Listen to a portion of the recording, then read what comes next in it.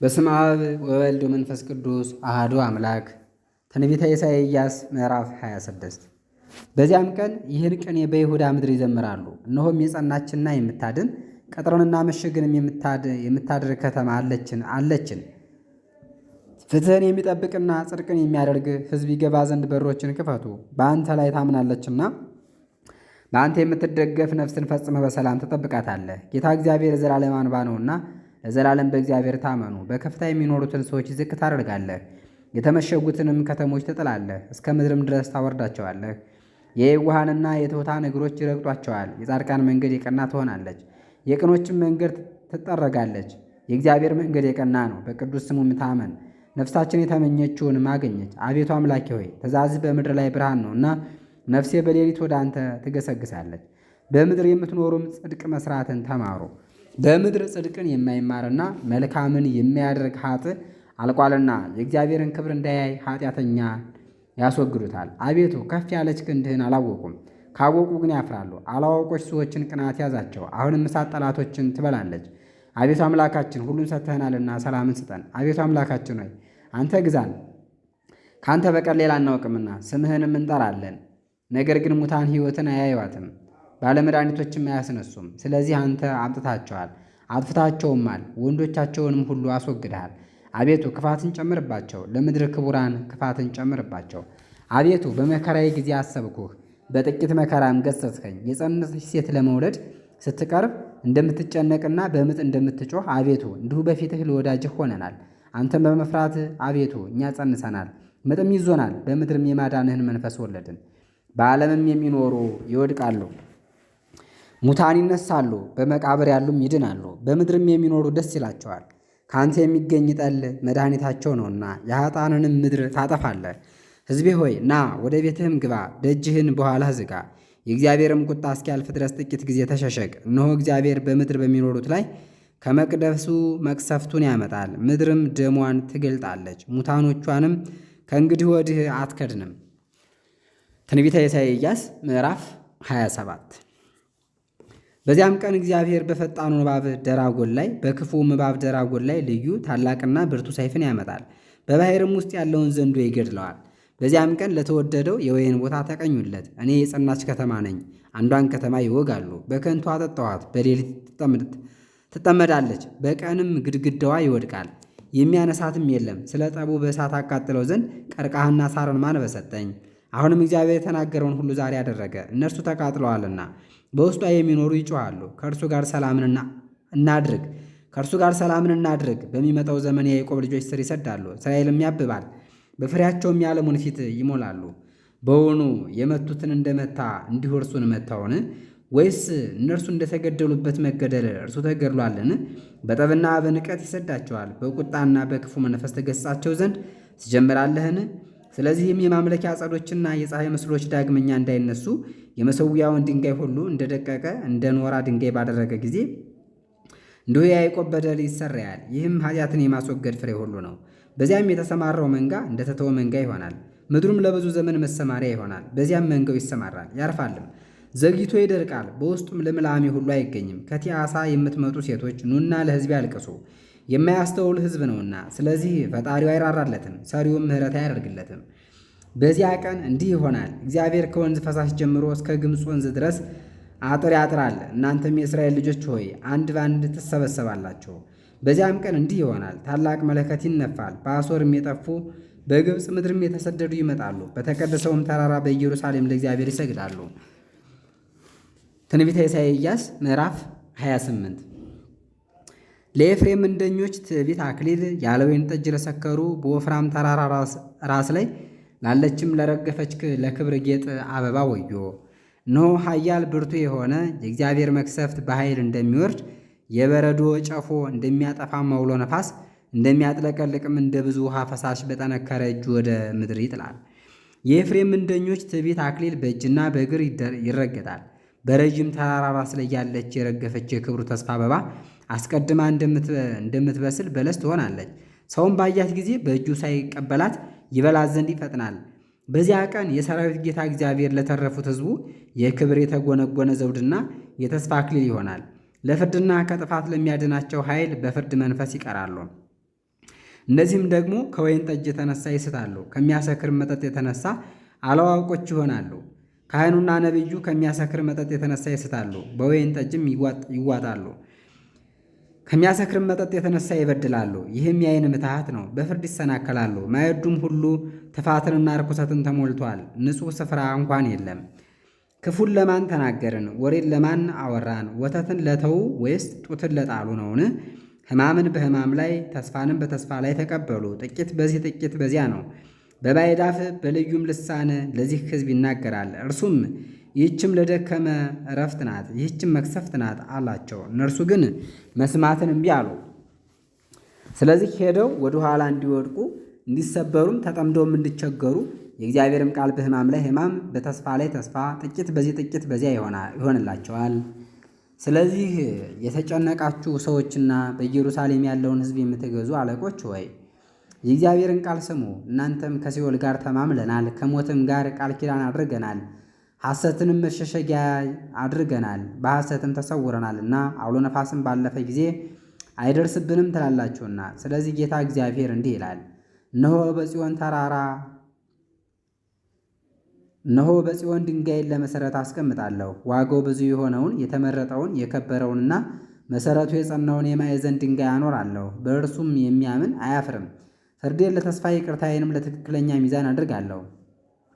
በከንቱና በሐሰት የሚታመኑ ከአውሎ ነፋስ አያመልጡም። ከሞትም ጋር ያደረጋችሁት ቃል ኪዳን ይፈርሳል፣ ከሲኦልም ጋር የተማማላችሁት መሐላ አይጸናም። የሚያልፍ አውሎ ነፋስ በመጣ ጊዜ ይረግጣችኋል፣ ትደክማላችሁም፣ ባለፈም ጊዜ ይወስዳችኋል። ማለዳ ማለዳ በቀን ያልፋል፣ በሌሊት ክፉ ተስፋ ይሆናል። እናንተ ያዘናችሁ መስማትን ተማሩ፣ መዋጋትን አንችልም፣ እናንተንም ለመሰብሰብ ደካሞች ነን። እግዚአብሔርም በኃጥአን ተራራ እንደነበረ ይነሳል፣ በገባውን ሸለቆም ይኖራል። ሥራውን ማለት መራራ ሥራውን በቁጣ ይሠራል፣ ቁጣውም ድንቅን ያደርጋል፣ መርዙም ልዩ ነው። አሁንም በምድር ሁሉ ላይ የሚደረገውን ያለቀና የተቆረጠ ነገርን ከሠራዊት ጌታ ከእግዚአብሔር ዘንድ ሰምቻለሁና እስራታችሁ እንዳይጸናባችሁ እናንተ ደስ አይበላችሁ። አድምጡ፣ ድምፄንም ስሙ፣ ልብ አድርጉ፣ ንግግሬንም ስሙ። በውኑ ገበሬ ሊዘራ ሁልጊዜ ያርሳልን? ወይስ ምድሩን ከማረሱ አስቀድሞ ዘርን ይዘራልን? ጓሉንስ ይከሰክሳልን? እርሻውን ባስተካከለ ጊዜ ጥቂት ጥቁሩን አዝሙድ ከሙኑንም ዳግመኛም ስንዴውን ገብሱንም አጃውንም በየስፍራው የሚዘራ አይደለምን? ምድርም የእግዚአብሔርን ፍርድ ተምራ ደስ ይላታል። ጥቁሩን አዝሙድ በተሳለች ማሄጃ አያሄድም፣ የሰረገላ መንኮራኩር በከሙን ላይ አይዞርም። ነገር ግን ጥቁሩን አዝሙድ በሽመል ከሙኑንም በበትር ይወቃል። እኔ ለዘላለም በእናንተ ላይ አልቆጣም፣ የምሕረቴም ድምፅ አያጠፋቸውም። ይህም ደግሞ ድንቅ ምክርን ከሚመክር በግብሩም ገናና ከሆነው ከሰራዊት ጌታ ከእግዚአብሔር ወጥቷል። እናንተ ግን ከንቱ መጽናናትን ታበዙ ዘንድ ትሻላችሁ። ትንቢተ ኢሳይያስ ምዕራፍ 29 ዳዊት ለሰፈረባት ከተማ ለአርኤል ወዮላት፣ የዓመቱን አዝመራ ሰብስቡ፣ ከሞዓብ ጋር ትበላላችሁና። አርኤልንም አስጨንቃለሁ፣ ይህችም ኃይል ይህችም ብዕል የኔ ትሆናለች። እንደ ዳዊትም እከብሻለሁ፣ በቅጥርም አጥርሻለሁ፣ አምባም በላይሽ አቆማለሁ። ነገርሽም በምድር ውስጥ ይሰጥማል፣ ቃልሽም ከምድር በታች እንደሚናገር ይሆናል። ትደክሚያለሽ፣ ቃልሽም በምድር ውስጥ ዝቅ ይላል። ነገር ግን የኃጥአን ብልጽግና እንደ ደቀቀ ትቢያ፣ የጠላቶችሽም ብዛት ነፋስ እንደሚያመጣው ገለባ ይሆናል። ድንገትም ፈጥኖ የሰራዊት ጌታ እግዚአብሔር በነጎድጓድ በምድርም መናወጥ በታላቅ ድምፅ በአውሎ ነፋስም በወጨፎም በምትበላም በእሳት ነበልባል ይጎበኛታል። በአርኤልም ላይ የሚዋጉ ኢየሩሳሌምንም የሚወጉ በእርሻዋም ላይ የሚሰበሰቡ የሚያስጨንቋትም የአሕዛብ ሁሉ ብልጽግና እንደሚያለም ሰው ሕልም ነው። ሰዎች ተርበው ሌሊት በሕልማቸው ይበላሉ ይጠጣሉም፣ በተነሱ ጊዜ ግን ሕልማቸው ከንቱ ነው። የተጠማ ሰውም እንደሚጠጣ ያልማል፣ በነቃም ጊዜ እንደተጠማ ነው። ነፍሱም በከንቱ ትመኛለች። ደብረ ጽዮንን የሚዋጉ የአሕዛብ ብልጽግናንም እንደዚሁ ነው። ደከሙ፣ ደነገጡም፣ ሰከሩም፣ በወይን አይደለም በጠጅም አይደለም። እግዚአብሔር የእንቅልፍ መንፈስን አፍሶባቸዋል። ዓይኖቻቸውን የነቢያትንም ዓይን የተሰወረውንም የሚያዩ የአለቆቻቸውን ዓይን ጨፍኖባቸዋል።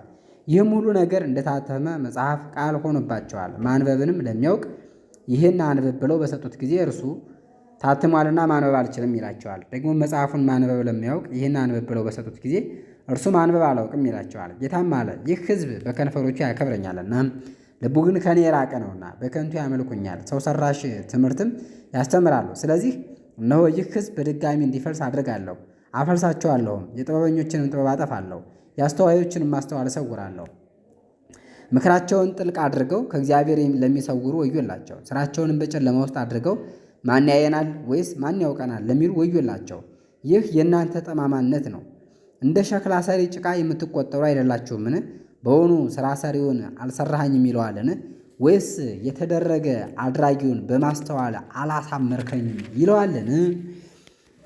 ሊባኖስ እንደ ፍሬያማ እርሻ ሊለወጥ ፍሬያማውም እርሻ እንደ ዱር ሊቆጠር ጥቂት ዘመን የቀረ አይደለምን? በዚያም ቀን ደንቆሮች የመጽሐፍን ቃል ይሰማሉ፣ በጨለማና በጭጋግ ውስጥም የዕውሮች ዓይኖች ያያሉ። ነዳያን ደስታቸውን በእግዚአብሔር ያበዛሉ፣ በሰዎች መካከል ተስፋ የሌላቸውም ሐሴትን በእስራኤል ቅዱስ ያደርጋሉ። ኃጥእ ሰው አልቋልና ትዕቢተኛውም ጠፍቷልና በክፋት የበደሉም ሁሉ ይነቀላሉና። እነዚህም ሰውን በነገር በደለኛ የሚያደርጉ በበርም ለሚገሥጸው አሽክላ ለሚያኖሩ ጻድቁንም በከንቱ ነገር የሚያስቱ ናቸው። ስለዚህ እግዚአብሔር ከአብርሃም ስለለየው ስለ ያዕቆብ ቤት እንዲህ ይላል፣ ያዕቆብ አሁን አታፍርም፣ ፊትህም አሁን አይለወጥም። ነገር ግን ልጆቻቸው የእጄን ሥራ ባዩ ጊዜ ስለ እኔ ስሜን ይቀድሳሉ፣ የያዕቆብንም ቅዱስ ይቀድሳሉ፣ የእስራኤልንም አምላክ ይፈራሉ።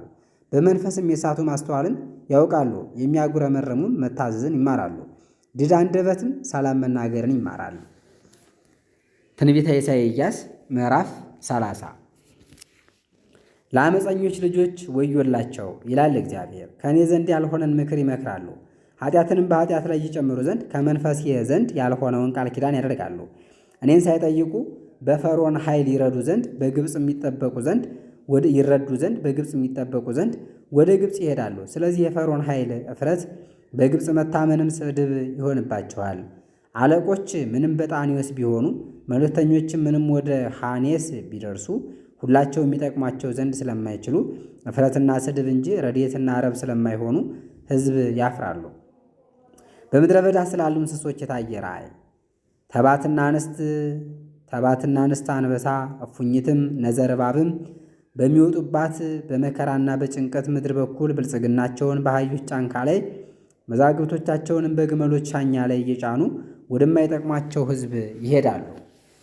የግብፅ እርዳታ ከንቱና ባዶ ነው፣ ስለዚህ ምክራችሁ ከንቱ ነው ብለህ ንገራቸው። አሁን ተቀመጥ፣ ለሚመጣውም ዘመን ለዘላለም እንዲሆን በሰሌዳ ላይ በመጽሐፍም ውስጥ ጻፍላቸው።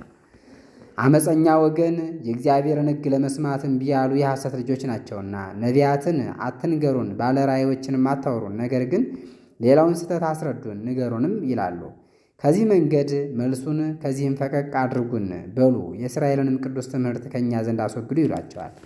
ስለዚህ የእስራኤል ቅዱስ እንዲህ ይላል፣ ይህችን ቃል አቃላችኋልና በሐሰትና በጠማማነት ተስፋ አድርጋችኋልና አጉረምረማችኋልምና በዚህም ቃል ታምናችኋልና ስለዚህ ይህ በደል አዘብዝቦ ለመፍረስ እንደቀረበ አፈራረሱም ፈጥኖ እንደሚመጣ እንደ ከተማ ቅጥር ይሆንባቸዋል። አወዳደቁም እንደ ሸክላ ሰሪ ገንቦ የደቀቀ ይሆናል፣ ሳይራራም ያደቀዋል። ከስባሪውም እሳት ከማንደጃ የሚወስዱበት ወይም ውሃ ከጉድጓድ የሚቀዱበት ገል አይገኝም።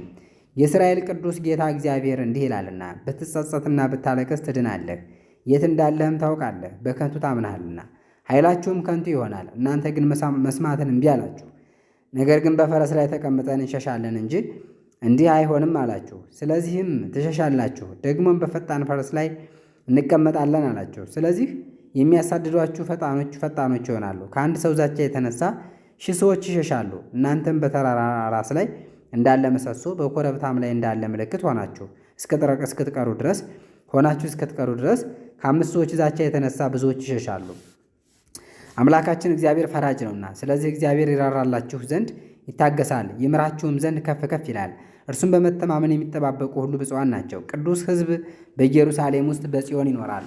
ልቅሶን አልቅሽ ይቅር በለኝም በይ፣ ልቅሶሽን ባየ ጊዜ ይቅር ይልሻል ሰምቶሻልና። እግዚአብሔርን የጭንቀትን እንጀራና የመከራን ውሃ ይሰጣል። የሚያሳስቱህም እንግዲህ ወደ አንተ አይቀርቡም። ዓይኖችህ ግን የሚያሳስቱህን ያያሉ። ወደ ቀኝም ቢሆን ወደ ግራም ቢሆን በኋላህ በዚህ መንገድ እንሂድ የሚሉና የሚሳሳቱ ሰዎችን ድምፅ ጆሮዎችህ ይሰማሉ። በብርም ወደ ተለበጡ በወርቅም ወዳጌጡ ወደ ጣዖታቱ እንሂድ የሚሉ ናቸው።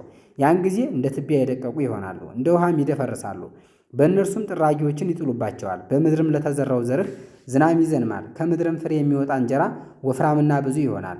በዚያም ቀን ከብቶችህ በሰፊና በለመለመ መስክ ይሰማራሉ። መሬትንም የሚያርሱ በሬዎችና አህዮች በመንሽና በወንፊት የነጻውን ከገብስ ጋር የተቀላቀለውን ገፈራ ይበላሉ።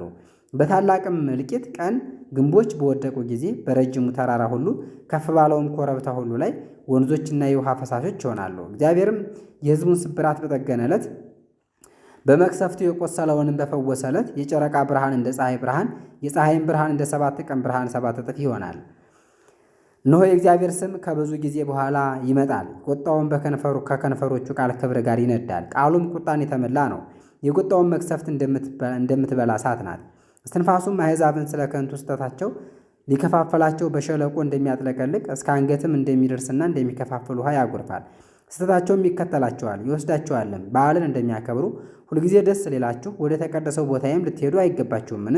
በእግዚአብሔር ተራራ ደስ እንደሚላቸው በንቢልታ ወደ እስራኤል ቅዱስ ልትሄዱ ይገባቸዋል። እግዚአብሔርም የድምፁን ክብር ያሰማል፣ የክንዱንም መፈራራት በጽኑ ቁጣና በምትበላ እሳት በወጀብም በአውሎ ነፋስም በበረዶም ድንጋይ ይገልጣል። አሦርም በመቅሰፍቱ ከመታው ከእግዚአብሔር ድምፅ የተነሳ ይደነግጣል። እግዚአብሔር በላዩ የሚያወርድበት የታዘዘበቱ የበትር ድብደባ ሁሉ በከበሮና በመሰንቆ ይሆናል። በጦርነትም ክንዱን አንስቶ ይዋጋቸዋል። ከቀድሞም ጀምሮ የማቃጠያ ስፍራ ተዘጋጅታለች፣ ለንጉሥም ተበጅታለች። ጥልቅና ሰፊም አድርጓታል። እሳትና ብዙ ማገዶ ተከምሯል። የእግዚአብሔርም ቁጣ እንደ ዲን ፈሳሽ ያቃጥለዋል። ምዕራፍ 31 ይቀጥላል። ረድኤተ እግዚአብሔር አይለየን።